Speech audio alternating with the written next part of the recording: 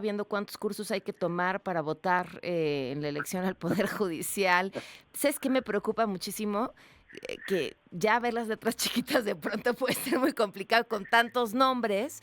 Yo creo que para muchas personas va a ser así. Bueno, ya fuera de broma, viene una elección en la que se presume va a haber muy poca participación, pero supongamos que fuera de quienes van a ir porque tienen que ir, habrá personas que decidan ir a votar como parte de un ejercicio democrático y se van a encontrar con un montón de nombres y nos preguntábamos si, ¿por por qué votan las personas? O sea, si en una elección regular es probable que no sepan quién es el diputado federal por el que están votando o cuál es su trayectoria y voten por un partido, ¿por qué se va a votar en este proceso electoral? Desde luego, Pamela, hay muchas interrogantes que no han quedado resueltas en estos meses y no sabemos si vayan a resolverse. Estamos ante una elección inédita que nunca se ha llevado a cabo en nuestro país, pero tampoco en el mundo ha habido un ejercicio de elección democrática de jueces de la magnitud del que vamos a tener en México. Y el primer reto, como señalas, es entender de qué se trata, entender qué hace un juez, qué hace un magistrado, cuál es la diferencia entre la labor de los ministros y ministras de la Corte, de los magistrados electorales, los de la sala superior, los de las salas regionales, de los integrantes magistrados del nuevo tribunal disciplinario y de los magistrados de circuito, los magistrados de apelación y los jueces de distrito.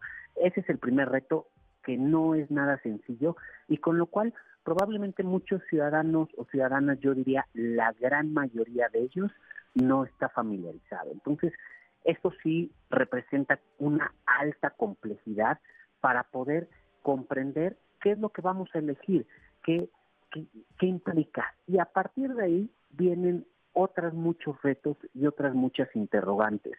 ¿Cómo vamos a identificar a los candidatos que son de nuestra simpatía o al cual con el cual nos identificamos o por el cual queremos votar?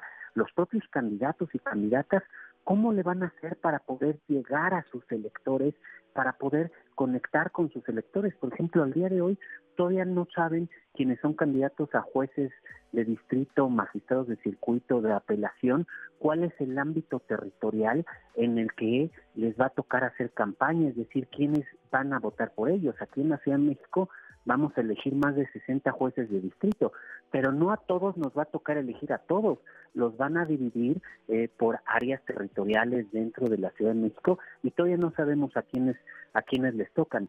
Además, otro de los retos es que vamos frente a una boleta electoral sumamente compleja, con la cual no estamos familiarizados. Nosotros estamos acostumbrados a la boleta en la que hay recuadros con los logos de los partidos y los nombres de los candidatos.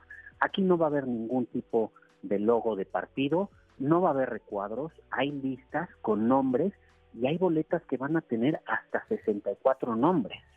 Entonces, como dices, primer requisito, pues llevar lentes que tengan la graduación adecuada para poderlos identificar. Digamos, son muchos los retos. Y además de esto, creo que también como ciudadanos, varios seguramente estarán o estaremos debatiéndonos si es un ejercicio en el que queremos participar o no.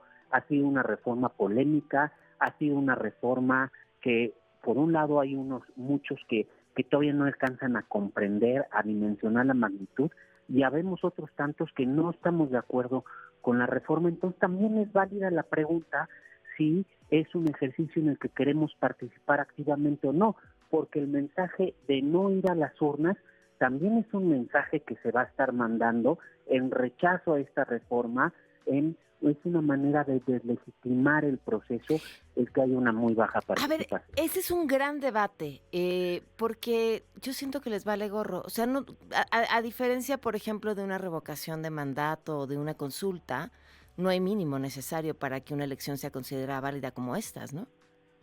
No, desde luego que no, puede votar, digamos, en cada ámbito territorial una persona y no hay Es problema suficiente. con que tengas un voto, es suficiente. Aquí me gusta recordar aquella elección del 76 en el que en la boleta presidencial solo había una candidatura. Okey. Ajá. y el candidato era el único que tenía que salir a votar por sí mismo. Entonces, digamos, no se requería, no era un ejercicio democrático en cuanto que necesitara un apoyo mayoritario. Estaba solo esa persona en la boleta y pues con que tuviera un voto.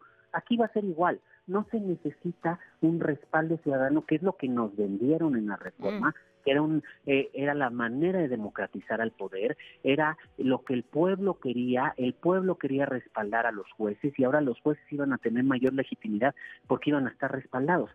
¿Qué pasa si vota el 7 o el 8% de la ciudadanía? ¿Qué pasa si vota a lo mejor un poco más, el 12 o el 15%?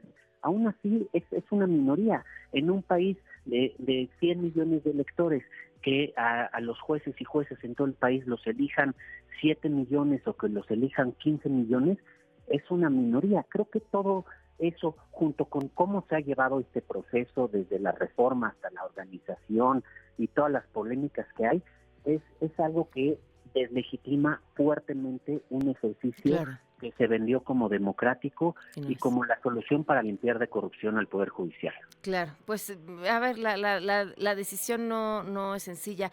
Te agradezco mucho, Arturo, que nos hayas acompañado y vamos a seguir hablando.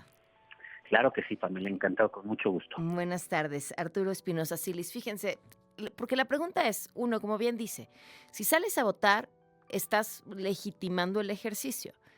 Pero si no sales a votar, les estás dejando más barata la decisión. Es decir, entre menos personas participen, ellos menos personas tienen que acarrear para que sean sus candidatos quienes queden.